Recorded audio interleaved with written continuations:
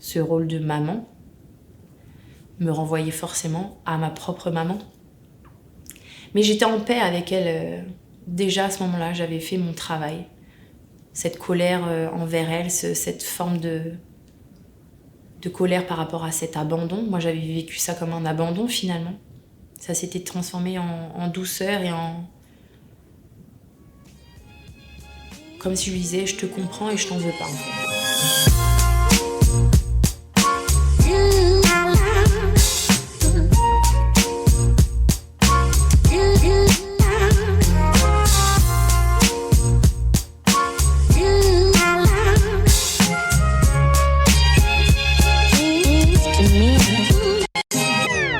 Mes parents, quand ils ont décidé de faire un petit bébé, ont choisi chacun une photo d'eux.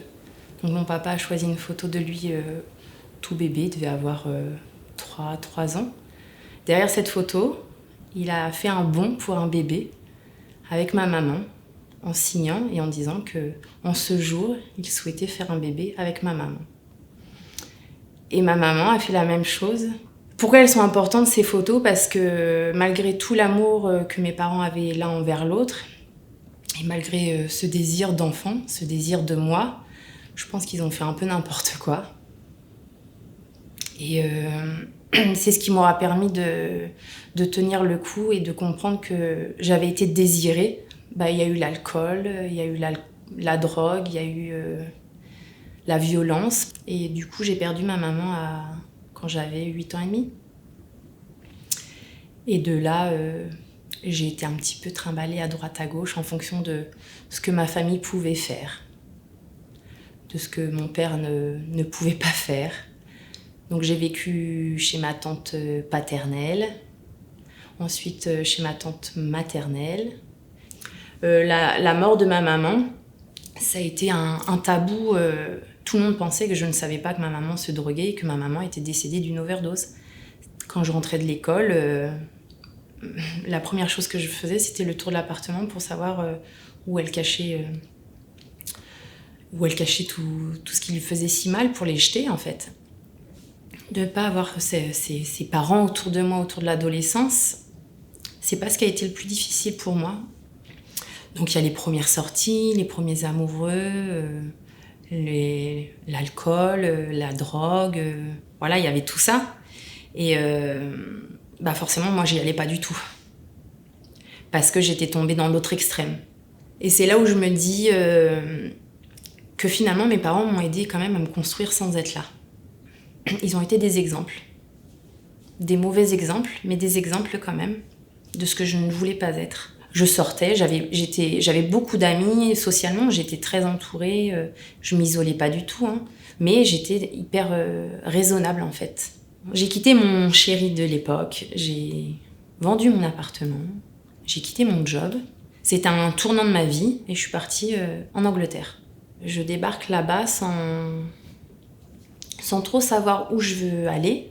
Je trouve cette annonce de jeune fille au pair, tout en étant épaulée par peut-être cette famille à qui je vais rendre des services, mais qui finalement va me rendre beaucoup, beaucoup de services aussi. Et en fait,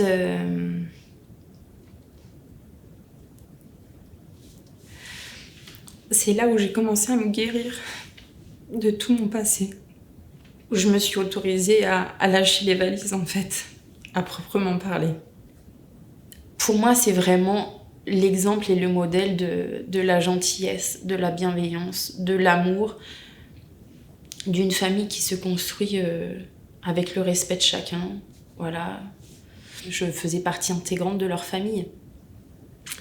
Et ça a fait du bien, en fait. C'est ce qui m'a permis de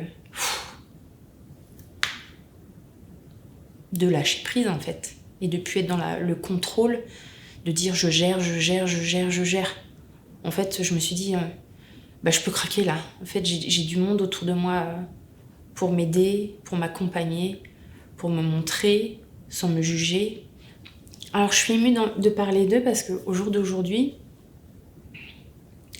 j'ai plus trop de rapport avec eux, un peu à cause de moi. Hein.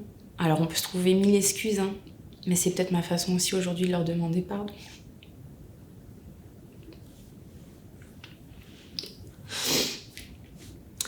Donc voilà, j'ai fait ça pendant plusieurs années sur Londres. Et ensuite, je me suis sentie solide. Et là, je me suis dit, c'est le moment. C'est le moment de prendre un nouveau virage et de penser à ta famille, à toi. Et c'est là où je suis rentrée en France. Et puis, il y a la rencontre avec Richard qui va tout changer. Et d'un simple déjeuner, on s'est plus jamais quittés en fait. Quelques petits mois après, 3 mois après, je me suis rendu compte que on attendait un petit bébé.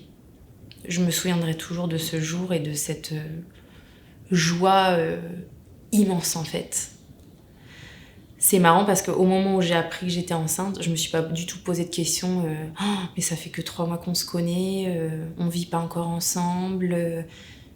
J'étais tellement heureuse et je me sentais prête. Dans mon schéma, dans ma vision de la maternité, de la parentalité, il n'y a pas de procédure à suivre. Mais quand même, avoir un enfant au bout de 3 mois, on connaît quand même pas complètement l'autre. En tout cas, on connaît pas complètement son environnement. On connaît pas complètement la façon dont il s'est construit, lui, avec sa famille. Ouais, le début des difficultés est venu de la famille de Richard. Je détonnais, je dénotais, je faisais pas partie de cet univers, de ce schéma-là, et peut-être de ce qu'ils souhaitaient pour leur fils. Et effectivement, je devenais mère, je donnais ce rôle aussi de père à Richard. Il était plus seulement maintenant le fils d'eux, le petit-fils d'eux, il devenait papa. Et du coup, avant les 1 an de Charlie, on s'est séparés. C'était un échec total pour moi. Mais je me suis dit, c'est des choses qui peuvent arriver. Et on va essayer d'éviter la casse quand même. Parce qu'il y avait Charlie, nous, au milieu. Et qu'elle méritait le meilleur de nous deux. Donc si on n'était pas capable de lui donner ensemble, qu'on lui donne au moins séparément, il y a une résonance. Voilà. J'ai échoué en fait. Je me suis crue meilleure que tout le monde, que j'allais y arriver, que j'avais vu tout ce qu'il fallait pas faire, et je l'ai très mal vécu. Donc oui, la colère, la frustration, l'échec, et puis cette peur, parce que finalement j'avais tout laissé moi. Donc je me retrouvais seule avec ma fille, dans le conflit, sans travail. Je me suis sentie perdue en fait, abandonnée. Voilà, l'abandon est revenu là. Quelques mois après, en fait, Richard revient vers moi, enfin petit à petit. Hein. Ni lui ni moi étions heureux comme ça. Ni lui ni moi ne voulions ça pour notre enfant. On a décidé de réessayer. Et de là, un peu sur un coup de tête, un petit peu comme tout ce qu'on a fait jusqu'à maintenant, ensemble, on s'est dit, allez, on part. Et s'en est suivi quelques mois de voyage. On avait tout pour être heureux en fait. On s'était retrouvés. Sur papier, on menait la vie de rêve. On travaillait un peu d'où on était, mais on profitait, on voyageait. On avait notre fille 24 heures sur 24. Moi, c'est tout ce que j'ai toujours voulu en fait. Mais il y avait toujours un peu cette amertume de notre passé, de notre jeune passé. Je pense qu'on avait les mêmes envies, mais on ne suivait pas les mêmes chemins pour y arriver. Et du coup, c'était un dialogue de sourds, on était toujours dans la confrontation.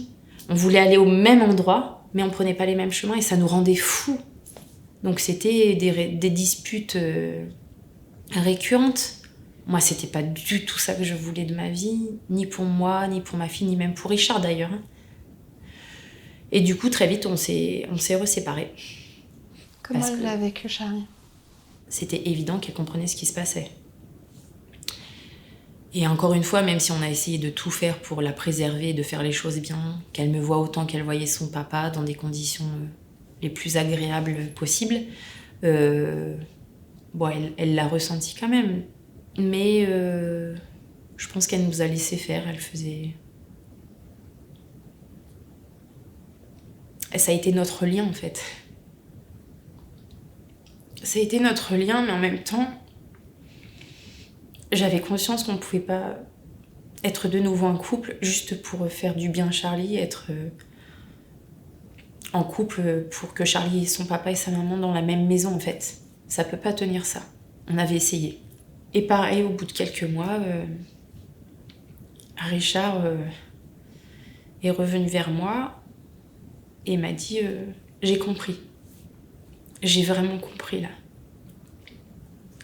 J'ai compris où est ma priorité. Je crois que ça y est, on a trouvé la paix tous les deux.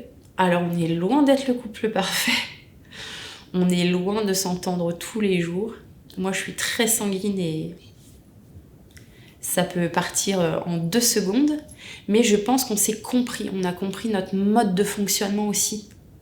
En tant que personne, en tant que parent. Parce que finalement, on a un dossier de couple, on est vite passé parent. Et c'est un chamboulement total. Toutes ces choses qui t'arrivent dans la vie, en fait, je me dis qu'il y a toujours une raison. Même les plus catastrophiques. Alors je me dis, je le sais pas maintenant, je le comprends pas maintenant. Je trouve ça insupportable. Mais si tu surmontes ça, tu vas comprendre pourquoi. Et ça a été toujours mon moteur. Alors petite, je l'exprimais pas comme ça, bien évidemment. Mais les séparations avec Richard, par exemple, ce qui m'a fait tenir, sortir la tête de l'eau en étant seule avec ma fille, effectivement, je me disais, là, c'est vraiment la galère. Là, c'est dur. C'est tout ce que tu ne voulais pas, en fait. Mais tu vas y arriver. Tu vas y arriver et plus tard, tu comprendras pourquoi tu es passé par là. Et en fait, oui, j'ai compris pourquoi j'en suis passée par là. Parce que c'est peut-être ce qu'il nous fallait à nous pour être le couple qu'on est aujourd'hui, quel que soit notre parcours, hein, pas forcément après une grossesse, mais accepter son corps tout court. Là aussi, je suis passée par des étapes assez compliquées, parce que quand ça va pas bien dans la tête, celui qui trinque finalement, c'est le corps. Et quand j'avais ces petites résurgences de colère, de tristesse, et je m'enfermais dans la nourriture en fait. Je comblais mon manque, cet abandon par la nourriture. Avec le recul, là, clairement, je sais que c'était pas normal, parfois, par crise, de manger autant. Mais aussi grâce à cette psychothérapie, et puis à ce recul maintenant aussi, j'ai compris que j'essayais, oui, de combler ce manque, ce vide. Je pense parce qu'il me manquait aussi cette phase où finalement tu as des discussions avec ta maman sur le rapport à ta féminité, à la puberté dont on parlait tout à l'heure, l'adolescence, tout ça. Moi, je les ai pas eues en fait, ces discussions-là. C'est vrai que dès que j'ai mis des mots sur tout ce passé, que j'ai compris mon passé et que j'ai fait la paix, tout naturellement, tout ça s'est arrêté. Je pense que les grossesses, la maternité m'ont apporté cette confiance. Cette confiance en moi, mais cette confiance en mon corps. Qu'est-ce que tu as comme souvenir de ta maman et qu'est-ce que tu aimerais que tes enfants gardent comme souvenir de toi quand ils auront ton âge? Je pense que le plus douloureux, c'est de plus se souvenir de sa voix, de son odeur. Alors je me souviens de son parfum, mais je me souviens plus de son odeur, ni de sa voix, ni de ses éclats de rire. Donc en fait, ce que je chéris le plus au monde, s'il y avait un incendie dans la maison, ce serait de sauver mes photos. Ces photos-là, elles sont... C'est pour ça que ce compte Instagram, il a beaucoup de sens aussi pour moi. C'est pas juste des photos. Pour moi, c'est notre histoire. Donc, ouais, je fais plein de photos, des vidéos. Je leur enregistre des petits mots. Je leur écris des mots qu'ils auront plus tard. Parce que si un jour je suis plus là pour eux, je veux qu'ils sachent qu'on a passé des beaux moments. Et que je les aime tout simplement. Et si je devais leur transmettre quelque chose de moi, de croire en eux, toujours. C'est ce que j'essaie de leur montrer que je crois en eux. Marlo est tout petit, mais voilà, j'essaie d'avoir toujours le sourire pour lui montrer que voilà, on peut y arriver. Et c'est ce que je veux transmettre à Charlie, c'est ce que je veux transmettre à Marlo, c'est cette croyance, la résilience.